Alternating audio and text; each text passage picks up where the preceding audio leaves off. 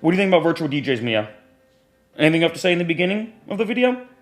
This is Mia, by the way. She's going to be hanging out during this video. So starting off on a good note with her, but getting into the bad note of this video, I am going to predict that in about 10 or 20 years, potentially even sooner, virtual DJs are going to be more common than we think. I know bit Black Mirror style thinking and dystopian style thinking, but I do think it's true.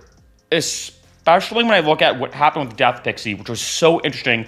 I've already done a video about it, but in case you don't know, Death Pixie is a fully virtual artist who performed, however you define that, at Red Rock's 20 to 30 minute set. That entire set, the music, the visuals, was human generated though by a team.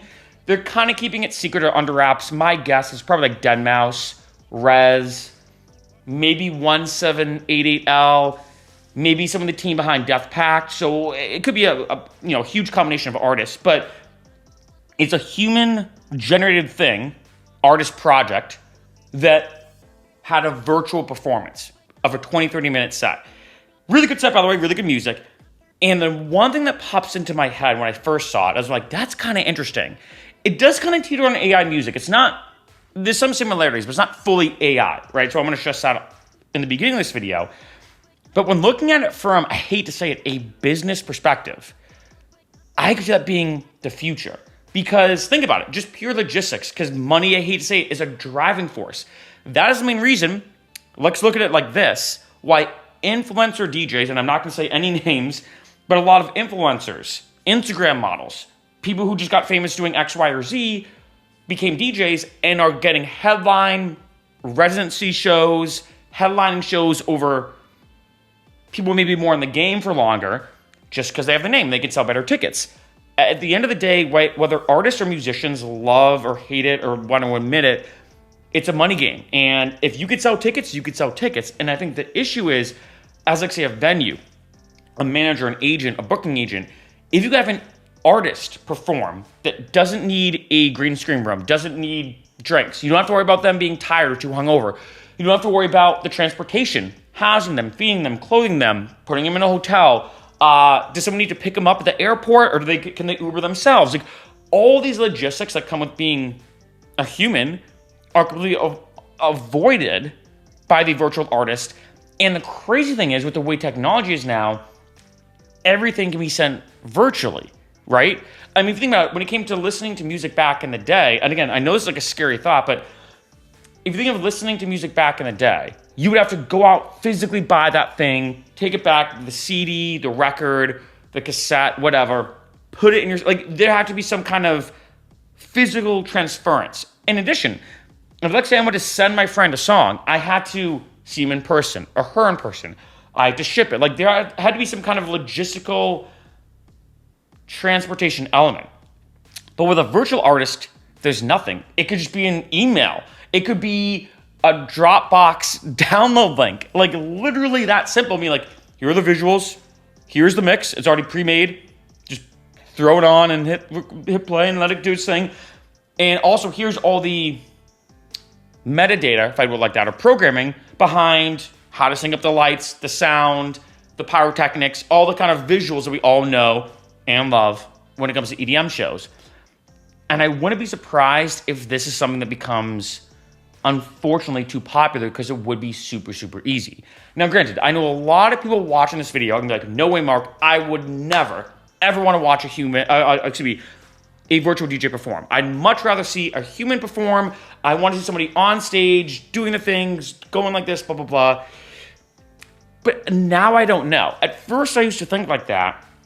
And at first, I'm going to say this, I used to think, well, no one would ever really love AI music. Who's going to really listen to AI music? A lot of people now are saying, AI shmai, if it's a banger, it's a banger. I myself have preferred sometimes listening to AI music over some human-made music, right? In addition, I just did a video that for the first time ever, a country artist, fully AI generated, topped #1 on the Billboard chart. As you can imagine, country artists are furious, and understandably so, that an AI-generated song, an AI-generated artist topped #1 on Billboard, which is telling us and just telling society or the big takeaway is people don't care. And I think a big thing that I start to think of is, well, maybe people didn't know, right? Which I think is true. I think a lot of people don't understand how good AI music is. Also, like I mentioned in that video, I think people don't understand how prevalent it is. I think some people think, oh yeah, there's an AI song sometimes on Instagram. Maybe there's like a couple on Spotify. No, it is way bigger than most people can imagine, right? If you've been watching my channel for a while, you know it's big. But to the general public, they might not know. And I think we're getting to the point, though, let's say people even do understand or do realize, wow, this AI music thing is way popular than I expected and blah, blah, blah. It's everywhere. I don't think a lot of people would care, right? Now, when it comes to a performance, I do think there is a leap. But in the same way that I used to look at AI music a couple years ago, as in, no one will listen to this. Once they realize it's AI, they're going to want to go back to listening to human music. I've changed my perspective. Then I said in some videos even last year, you know what? The difference is a performance. No one's going to want to watch nothing on stage, nothing perform, and just go to the show. Now I actually disagree. I'm going to be honest, that 20 to 30 minute set of Death Pixies music, which I do want to stress was human generated, that 20 to 30 minute set, I thought was really good. And I hate to say it for me, and again, this is just one case of this, but I do want to say it, I'd rather see a virtual artist, let me put it this way, Death Pixie perform for an hour-long set of Death Pixies music plus like edits, mashups, remixes, blah, blah.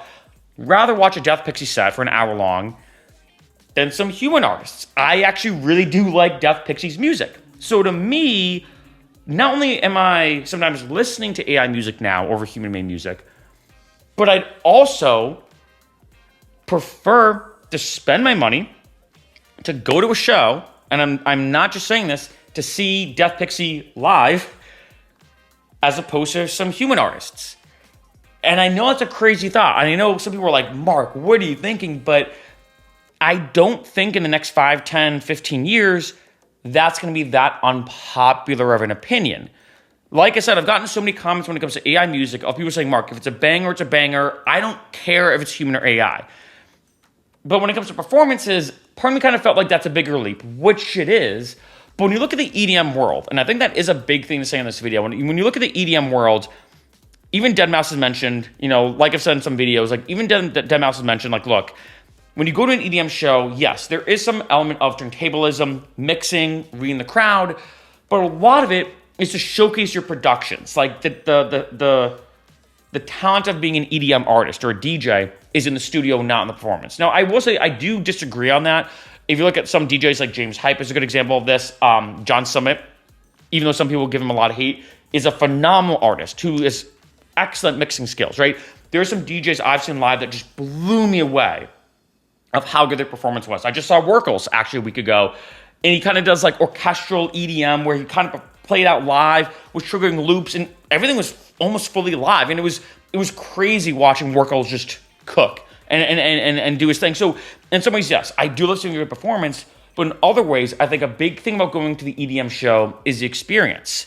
It's having a really good sound system and listening to that. To some people, I'm going to be honest and let's be blunt, it's about having a bunch of drinks and going out with friends and it being a social thing. Like the music sometimes can be secondary. And for people like us or like you, I think for a lot of people watching this video, music is always the first focus. But then I have to ask myself, like, well, I would be really interested to hear Death Pixie's new unreleased songs on a good system with good lights, good pyrotechnics. And sometimes when it comes to dancing, like, yes, 90% of the time, if you look at like the setup of a venue, it's focused on the artist. I know that sounds weird, but that's important.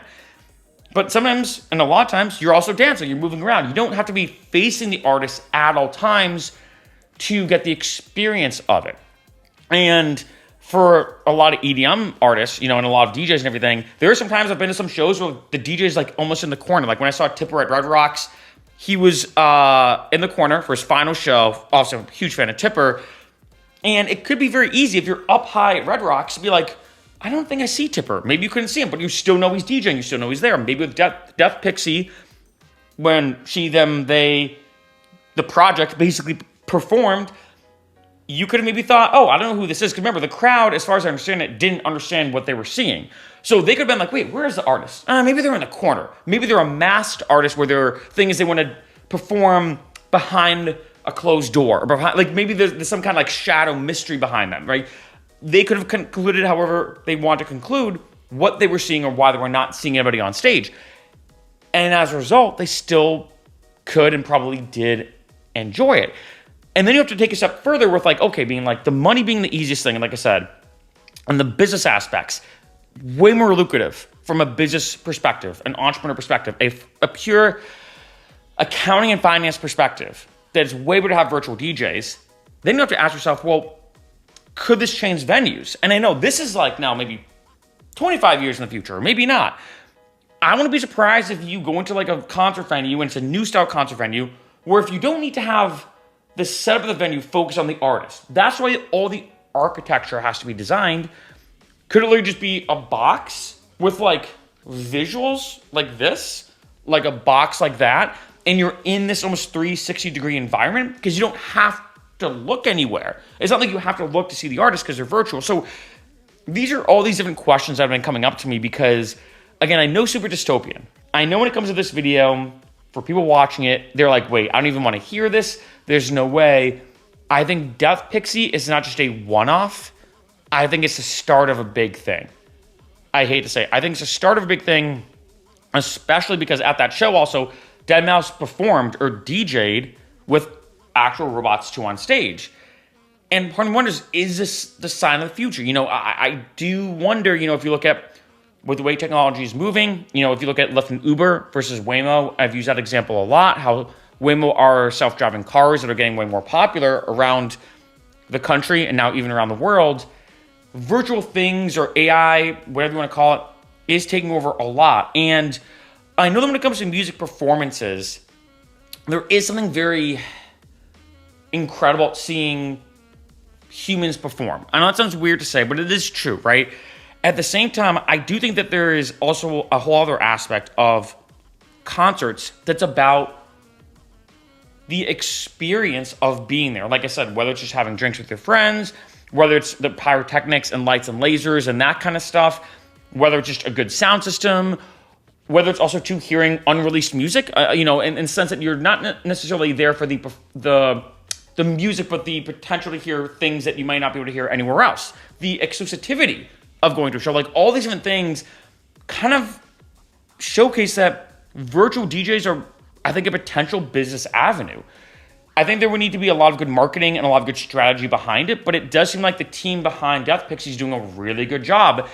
And also, I think a lot of people, and I've read a lot of comments about Death Pixie on Reddit and on Instagram, I think a lot of people are looking at that project or her as like a shadow or hidden artist. There are a lot of artists who cover their face, look at Marshmello, and do pretty well. So maybe this Death Pixie project, the people behind it are looking at it as the next evolution after Marshmello. Like first you had artists, you could see their face, you know how they look.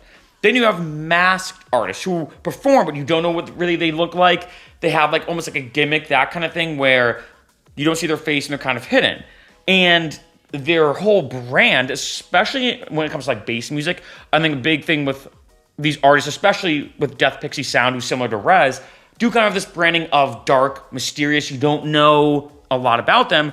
And then maybe the team behind Death Pixie thought, wait a minute, we want her to be mysterious, but why do we even need it to be a person?